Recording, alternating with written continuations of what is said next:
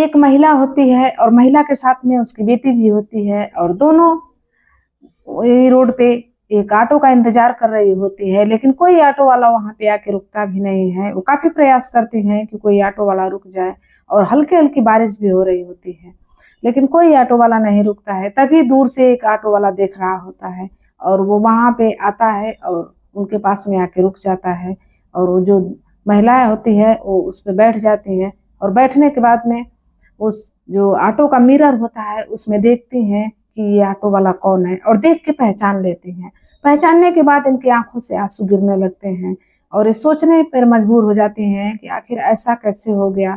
और जो ऑटो वाला होता है वो तो पहले से ही देख चुका होता है, वो भी रो रहा होता है, उसके भी आंखों से आंसू गिर रहे होते हैं।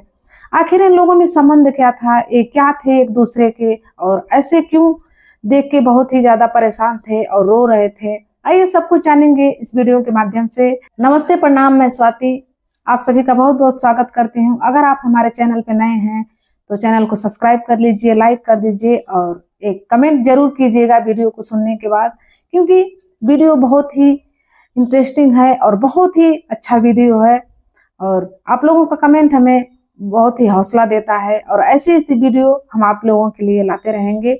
तो आइए जानते हैं कहानी की पूरी सच्चाई। आज की कहानी बिहार के सहरसा जिले की है और वहीं पे एक छोटे से गांव में एक परिवार होता है और परिवार में दो बहनें और एक भाई होता है। जो बड़ी वाली बेटी होती है वो 18 साल की हो चुकी होती है और वो 10वीं क्लास में पढ़ रही होती है। 10वीं क्लास किसी तरह वो फाइनल कर लेती है। फिर ग्रामीण में जब उसको एंट्री करना होता है, एडमिशन लेना होता है, तो अपने माता पिता से बोलती है कि मैं किसी तरह करके बस मैं 12वीं तक पढ़ूंगी क्योंकि मेरा पढ़ने में कोई इंटरेस्ट नहीं है। माता पिता बोलते हैं कि कोई बात नहीं, लेकिन माता पिता को भी काफी खुशी होती है कि जो वो लड़की होती है जिसका नाम होता है रागिनी। रागिनी जो पढ़ने लिखने में तो उतनी होशियार तो नहीं होती है, उतनी ज्यादा अच्छी नहीं होती है, लेकिन हाँ घर के जो काम होते हैं, सिलाई कढ़ाई बुनाई, ये सब में बहुत ही फास्ट होती है और बहुत ही अच्छे से कर लेती है, क्योंकि उसकी माँ जो होती है वो यही काम घर पे कर रही होती हैं। और जो पिताजी होते हैं, पिताजी सरकारी टीचर होते हैं।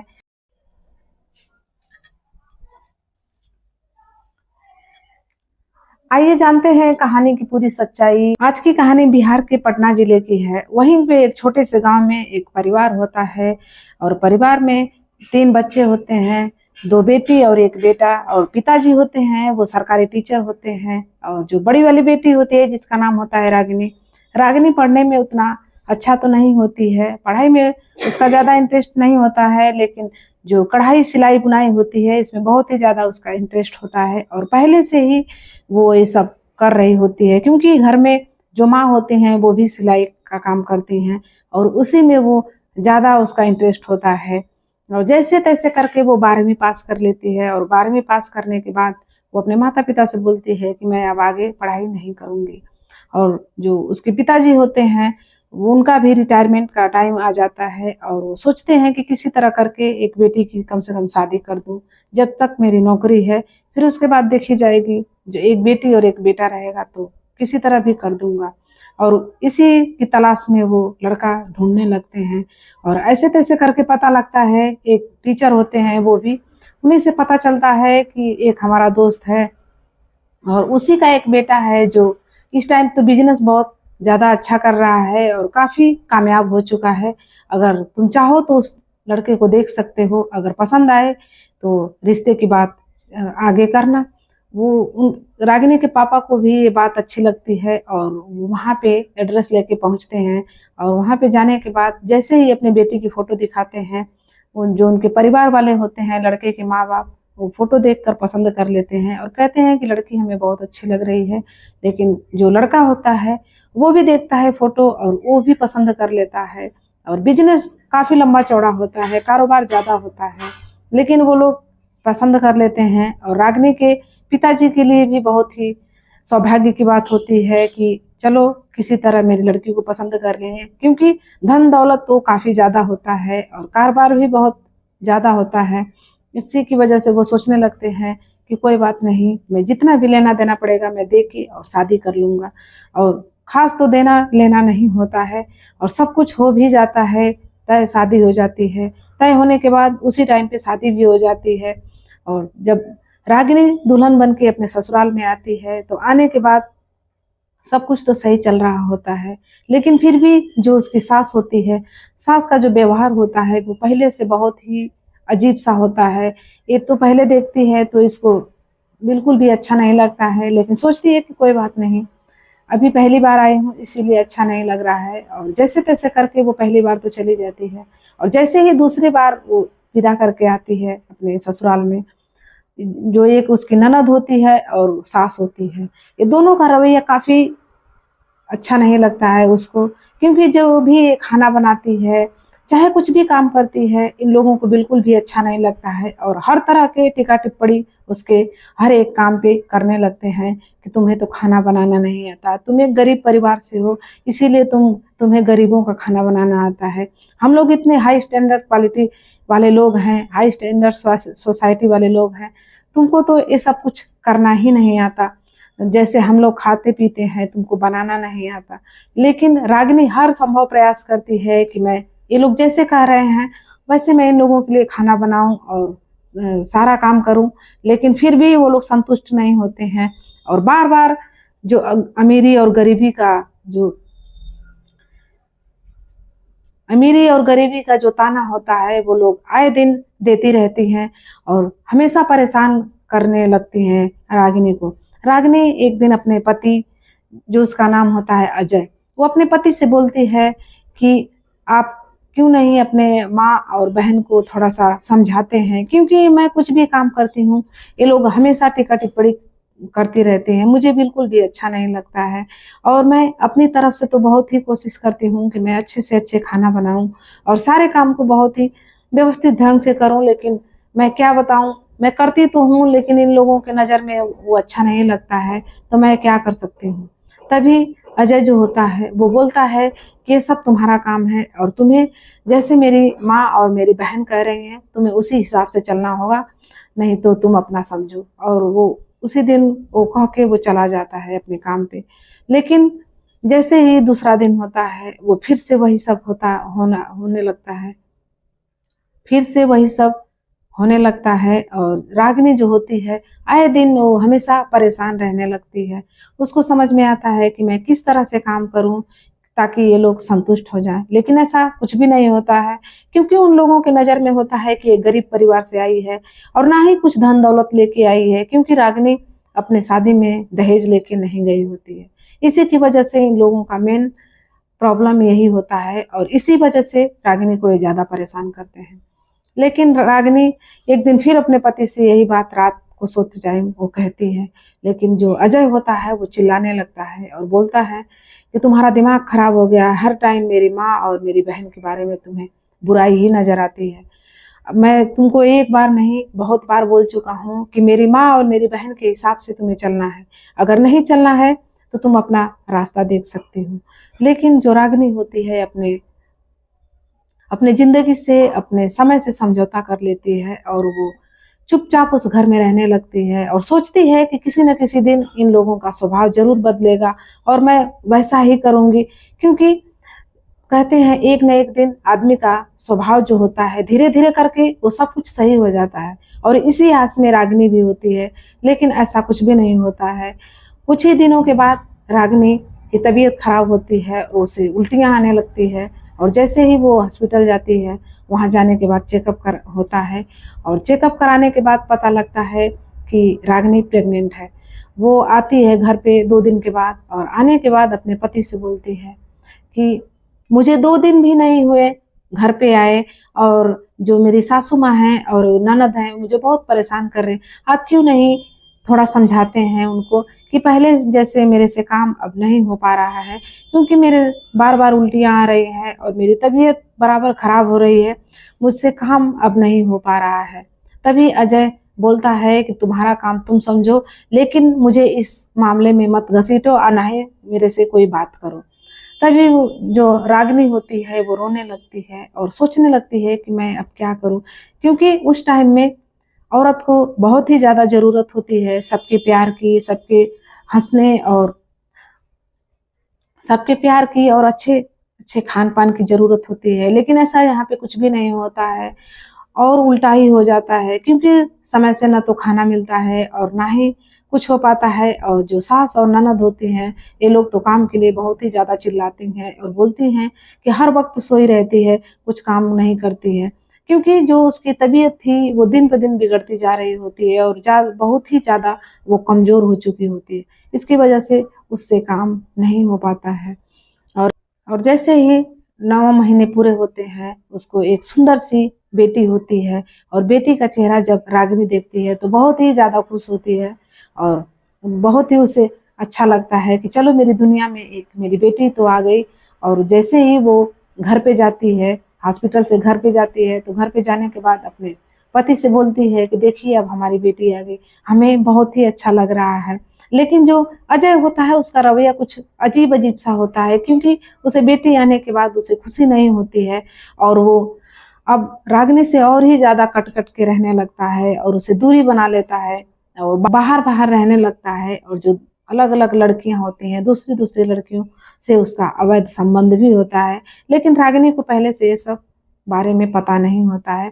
इसकी वजह से रागिनी नहीं समझ पाती है कि आखिर ये 2-2 3-3 दिन जब बाहर रहते हैं तो ये क्या करते हैं। लेकिन वो ऐसा सोचती है कि चलो किसी काम के सिलसिले में, कारोबार भी इतना बड़ा है, इसी की वजह से बाहर रहते हैं, वो नहीं समझ पाती है।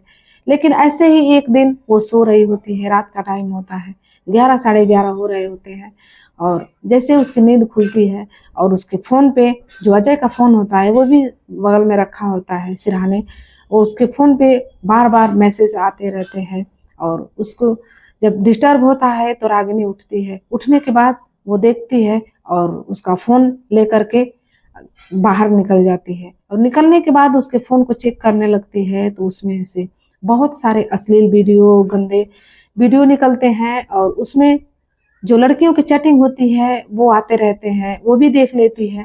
देखने के बाद वो बैठ के अपने रूम में रोने लगती है। तभी अजय की जब नींद खुलती है थोड़ी देर के बाद, अजय बहुत ही ज्यादा चिल्लाता है और बोलता है कि अब तुम्हें क्या हो गया, रात के टाइम, रात को सोना है कि रोना है, तुम्हें समझ नहीं आता कि तुम क्या कर रही हो, चुपचाप सो जाओ। लेकिन जो रागिनी होती है उसके दिल में कुछ और ही होता है और वो दर्द उसको बता नहीं पाती है और रोती रहती है। तभी जो अजय होता है उससे पूछता है कि क्या हुआ, कुछ बताओगी। तभी रागिनी बोलती है कि ये देखिए आपके मोबाइल पे किसके चैट आ रहे हैं, बार बार किसके मैसेज आ रहे हैं, क्या हो रहा है, ये सब क्या है, ये देखिए कितनी लड़कियों की गंदी गंदी वीडियो है, अश्लील फोटो है, ये क्या है। अजय जब देखता है तो बोलता है कि हाँ मुझे यही सब कुछ करना है, तुम्हें जो करना है वो कर सकती हो। लेकिन जो रागिनी होती है वो बिल्कुल टूट चुकी होती है, उसे समझ नहीं आता है कि मैं करूं तो क्या करूं।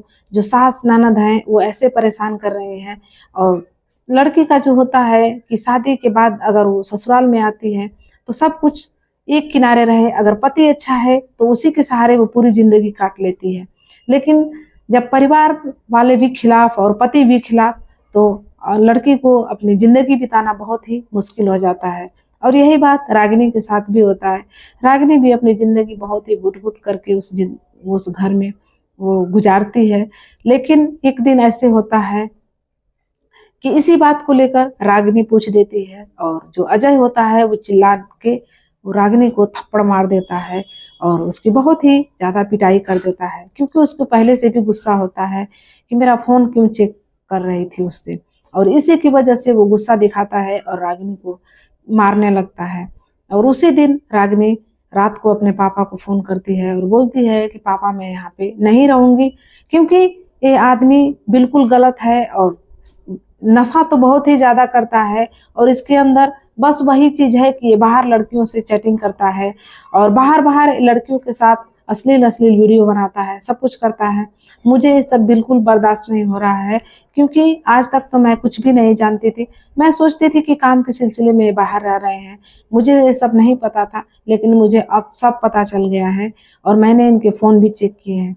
जो रागिनी के पापा होते हैं वो बोलते हैं कि कोई बात नहीं बेटा, सुबह होने दो, मैं सुबह आ रहा हूँ और तुम्हारे पति और तुम्हारे सास से बात कर रहा हूँ। और जैसे ही रागिनी के पिताजी उसके घर पे आते हैं, जब अजय से बात करने लगते हैं तो अजय तुरंत उन्हें बोलता है, एक तो गरीब घर की लड़की दे दिए और गरीब लोग जैसे मुंह उठा के चले आते हैं, मुझे बिल्कुल भी अच्छा नहीं लगता। अगर तुम्हें ज्यादा कुछ करना है और ज्यादा खुश रखना है अपनी बेटी को तो तुम अपने साथ ले जा सकते हो। वो बहुत ही गंदे तरीके से अपने ससुर से बात करने लगता है, यानी कि रागिनी के पापा से बहुत ही अजीब तरीके से बात करता है। रागिनी के पापा को भी ये सब बात अच्छी नहीं लगती है, लेकिन वो करे तो क्या करें, अपनी बेटी दिए होते हैं, वो भी नहीं कुछ बोलते हैं। और रागिनी के पापा रागिनी की सास को जब समझाने की कोशिश करते हैं तो वो तुरंत ही उन पे चिल्ला पड़ती है और बोलती है कि आपकी बेटी को ना ही कुछ बनाने आता है और ना ही कुछ करने आता है, ये गरीबों के जैसे खाना बनाती है। हम लोग इतने हाई सोसाइटी वाले हैं, हम लोगों का तो खाना इसे बनाने ही नहीं आता है। और बहुत ही उलाहने देती है रागिनी के पिताजी से, लेकिन जो रागिनी के पिताजी होते हैं वो कुछ भी नहीं बोलते हैं और वहां से चले आते हैं। और जो रागिनी भी होती है वो भी बोलती है कि पापा मैं आपके साथ चलूंगी, क्योंकि मैं यहाँ पे नहीं रह सकती, मुझे यहाँ पे घुटन होती है। और रागिनी के जो पापा होते हैं वो भी देख चुके होते हैं कि घर में कैसा माहौल है और कितना कदर है सबका। जो रागिनी साथ आने के लिए जब बोलती है तो रागिनी के पापा रागिनी को अपने साथ में लेकर के चले आते हैं। और आने के बाद रागिनी अपने जो बेटी होती है उसका पालन पोषण करने लगती है। और उसके समझ में एक बात आती है और वो अपने बुआ के पास ऐसे ही फोन करती है और बोलती है कि बुआ आपकी तबीयत कैसी है। लेकिन उसकी बुआ जो होती है वो बोलती है कि मैं तो बहुत अच्छी हूँ बेटा, लेकिन तुम कैसी हो। रागिनी की बुआ बोलती है कि कोई बात नहीं बेटा, तुम हमारे पास आओ, और बहुत दिन हो गए हैं तुमसे मिले। और जैसे ही रागिनी अपनी बेटी को लेकर अपनी बुआ के पास दिल्ली जाती है, वहां जाने के बाद इसके दिमाग और भी ज्यादा खुलते हैं। और सबको जब देखती है कि सारे लोग अपने अपने जो काम धंधे हैं वो अपने में लगे होते हैं, तो इसके भी दिमाग में यही होता है कि क्यों ना मैं अपना जो मेरा हुनर है मैं उसी को दिखाऊं और उसी पे काम करूं। और उसके दिमाग में जब बात आती है तो अपने बुआ से बोलती है। उसकी बुआ बोलती है कि कोई बात नहीं बेटा, कर सकती हो। और वो उसकी बुआ जो होती हैं वो कुछ पैसों की मदद जब करती हैं तो वो अपना बुटीक का एक काम खोल देती है और सिलाई कढ़ाई बुनाई सब कुछ करने लगती है। और साथ में उसकी बेटी भी उसकी बुआ संभालती हैं।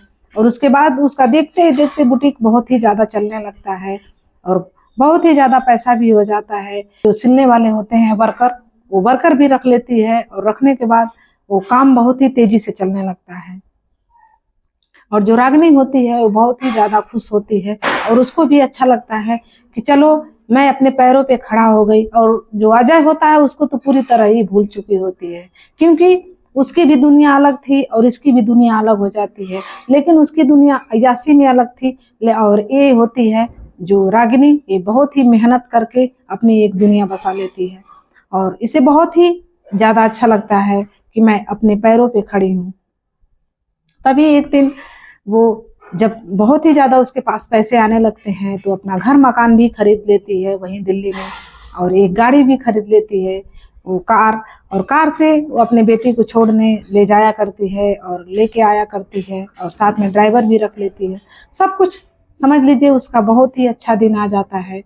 और एक दिन की बात है, वो जब बारिश हो रही होती है तो अपने ड्राइवर को फोन करती है और बोलती है कि आप कब आ रहे हो। ड्राइवर बोलता है कि मैडम जी आज तो काफी बारिश हो रही है और मैं इसी वजह से नहीं आ पाऊंगा क्योंकि मेरी तबीयत भी कुछ ठीक नहीं है। रागिनी बोलती है कि तो कैसे मेरी बेटी जाएगी, क्योंकि मेरी बेटी को पेपर देना है और मैं क्या करूं। रागिनी का जो ड्राइवर होता है वो बोलता है कि मैडम जी आप किसी तरह कुछ व्यवस्था कर लीजिए, लेकिन मैं आ नहीं सकता। और तभी वो उस रोड पे जाती है और ऑटो का इंतजार करने लगती है, लेकिन वहां पे बारिश होने की वजह से कोई ऑटो वाला वहां पे रोकता नहीं है।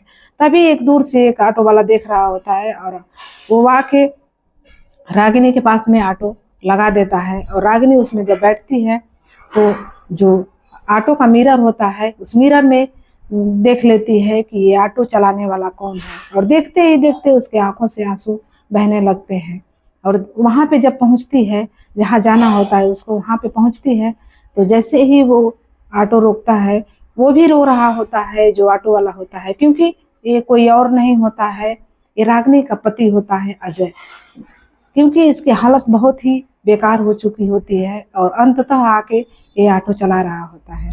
तभी जब रागिनी वहाँ पे उतरती है तो उतरने के बाद अजय से बोलती है कि आप यहाँ पे क्या कर रहे हैं। अजय बोलता है कि मैं यहाँ पे ऑटो चलाता हूँ और मैं यहीं दिल्ली में ही रहता हूँ। वो बोलती है कि आपका तो इतना बड़ा कारोबार था, सब कुछ था आपके पास और बहुत ही ज़्यादा धन दौलत था, लेकिन हुआ क्या कि आप ऑटो चलाने पे मजबूर हो गए और वो भी ये छोटे से ऑटो चला रहे हैं। क्या हुआ आपके साथ?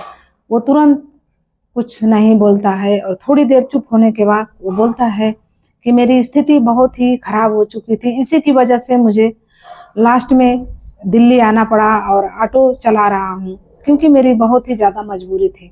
वो बोलती है रागिनी कि आपकी क्या मजबूरी थी? वो सब कुछ बताता है और बोलता है कि मेरी मजबूरी यही थी कि जब तुम चली आई तो मेरी जो इधर उधर जो अवैध संबंध थे लड़कियों के साथ मुझे बहुत ही ज़्यादा अच्छे लगते थे और बहुत ही मुझे सुकून मिला कि चलो तुम अपने घर चली गई और मैं फ्री हो गया। और फ्री होने की वजह से मैं काफ़ी दिनों तक घर भी नहीं आता था, 10-10 दिन 12-12 दिन घर नहीं आता था और कभी कभी तो मैं महीनों भी घर नहीं आता था। और माँ और अपनी बहन को ऐसे झूठ बोलता था कि मैं काम के सिलसिले में बाहर गया हूँ और इसी की वजह से मेरा धंधा भी चौपट हो गया और उन लोगों के पीछे मैंने काफ़ी पैसे बर्बाद किए और बर्बाद होने की वजह से मेरे पास एक पैसे भी नहीं रह गए और इसी की वजह से काफ़ी कर्जे में भी मैं हो गया। और जब कर्जे में हो गया तो उन लोगों ने मेरा साथ छोड़ दिया, जिस लड़कियों के साथ में आता जाता था और रंग ललियाँ मनाता था वो लोग भी मेरा साथ छोड़ दिए। और जब मैं कर्जे में हो गया तो मेरे माँ भी मुझे बहुत ही धिक्कारने लगी और बोलने लगी कि तुम ऐसा क्या कर रहे हो कि तुम्हारा धंधा भी चौपट हो गया और इतना कर्जा भी हो गया, ऐसा क्या हुआ? तब मैं सारी बातें बताया और मैं बोला कि माँ मैं अब कुछ नहीं कर सकता, क्योंकि मेरा धंधा अब सारा ख़त्म हो गया और जो कर्जे वाले थे वो घर पे आते थे और बहुत ही गाली गलौज होती थी और मारपीट भी करते थे और वहाँ से चले जाते थे। लेकिन मेरे पास कर्जा चुकाने के लिए पैसे नहीं थे कि मैं उन लोगों का कर्जा चुकाऊं और इसी की वजह से मुझे हार करके दिल्ली आना पड़ा। और जब मैं यहाँ आया तो कोई काम समझ में नहीं आया, क्योंकि मैं कोई और काम किया भी नहीं था और मैं एक ऑटो निकलवाया और ऑटो चला रहा हूँ और इसी से जो भी इनकम होता है मैं अपने पास खर्चे रख के सारा पैसा अपने घर पे भेज देता हूँ, क्योंकि जो कर्जा है कम से कम वो वही चुकता हो जाए।